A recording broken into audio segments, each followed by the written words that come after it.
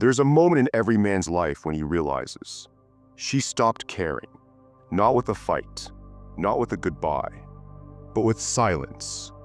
Her words feel colder, her presence feels distant, and the more you try, the more invisible you become. That's when the confusion begins. Should you hold on? Should you fight harder? Or should you finally learn what no one ever taught you? How to detach emotionally without losing yourself in the process. Way number 1, stop chasing closure. Closure is one of the most dangerous illusions a man can cling to. You tell yourself, if I could just talk to her one last time, if she could just explain why everything changed, if she gave me a reason, maybe I could finally move on. But that's the trap.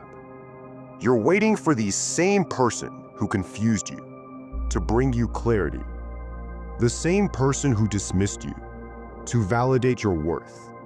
And in that waiting, you give away your power. Epictetus once said, "Freedom is the only worthy goal in life. It is won by disregarding things that lie beyond our control."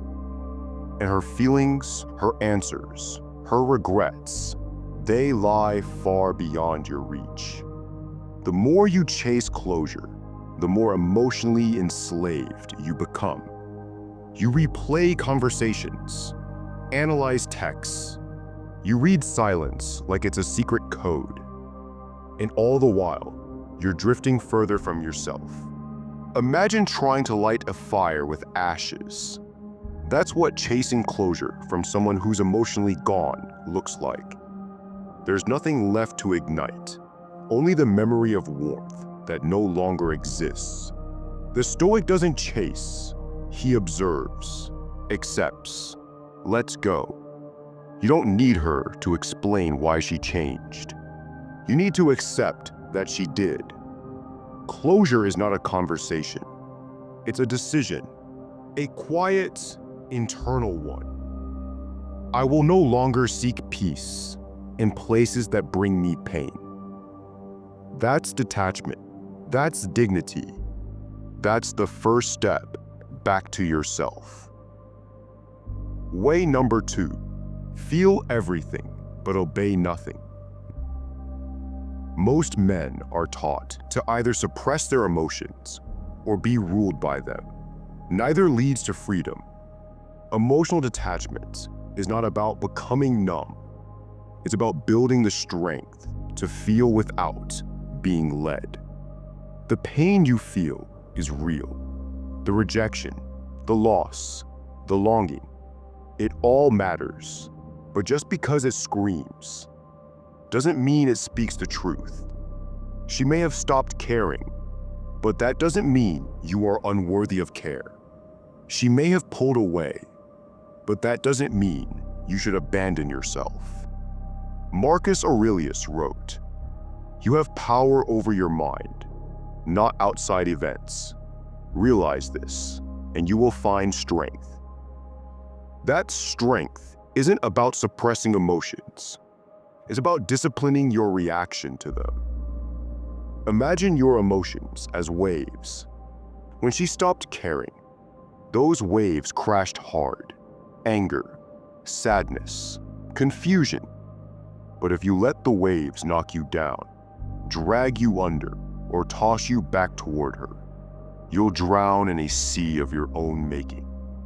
The Stoic doesn't fear the waves. He plants his feet. He feels the cold. He feels the current, but he doesn't move with it. That is apatheia, freedom from destructive emotion. Not emotionlessness, not numbness, but the calm-rooted clarity of a man who is no longer at war with his feelings and no longer controlled by them. So let it hit you. Let it ache. Let it burn. But don't react. Don't reach out. Don't negotiate. Breathe. Feel it fully. and still choose to stay silent. Way number 3, withdraw your mental energy.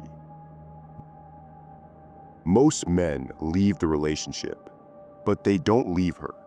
She still lives in their thoughts, in their silence, in the way they check her online status, in the way they imagine how she'll feel when she sees them thriving.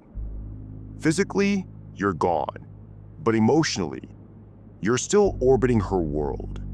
This is why detachment fails, because you haven't just given her your time, you've given her your mind. And that's the part you must take back. Imagine your mind is a house. Every memory, every emotion, every thought, each one is a room. And without realizing it, you've let her move in. She's left fingerprints on every surface. Her voice echoes down every hallway. But here's the truth. She doesn't live there anymore. You do. And you're the one paying the cost for her to still occupy space she abandoned. Stoicism teaches that our attention is sacred. Marcus Aurelius said, "The things you think about determine the quality of your mind." So what happens when your mind is filled with someone who no longer sees you? You decay, slowly, quietly, from the inside out. Reclaim the space. Throw her things out, not with hatred, but with peace. Don't ask, what is she thinking? Ask, what kind of man do I want to become? Don't dwell on what she's doing now. Focus on what you've been ignoring in yourself. Emotional detachment isn't about forgetting her. It's about removing her from the throne of your attention and placing your energy where it always belonged, within you. Way number 4, stop romanticizing the past. When she stops caring, your mind doesn't just miss her. It misses the idea of her. You remember how she used to look at you, the laughter, the warmth, the way she made you feel seen, back when it all felt effortless. But be honest, that version of her hasn't existed in a long time. What you're holding on to is a memory soaked in fantasy.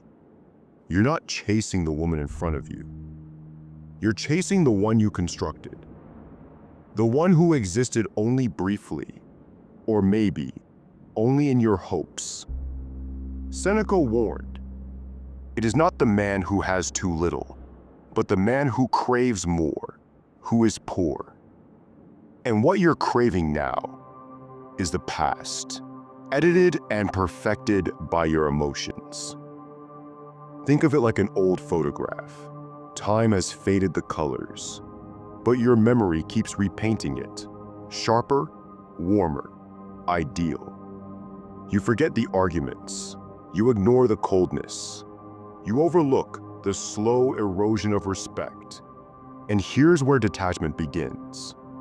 When you stop editing the past to protect the present, Epictetus taught, it is impossible for a man to learn what he thinks he already knows. And as long as you're convinced she was the one, you will blind yourself to the truth. She no longer is. Detachment demands clarity, not nostalgia. Look at her now. If her words lack care, believe them. If her eyes no longer light up when she sees you, accept it. Because the man who sees clearly chooses wisely. And emotional freedom begins when you stop chasing a photograph and start living in reality. Way number 5, rebuild your identity without her. This is the part no one talks about. The part after you've stopped calling, stopped hoping, stopped checking.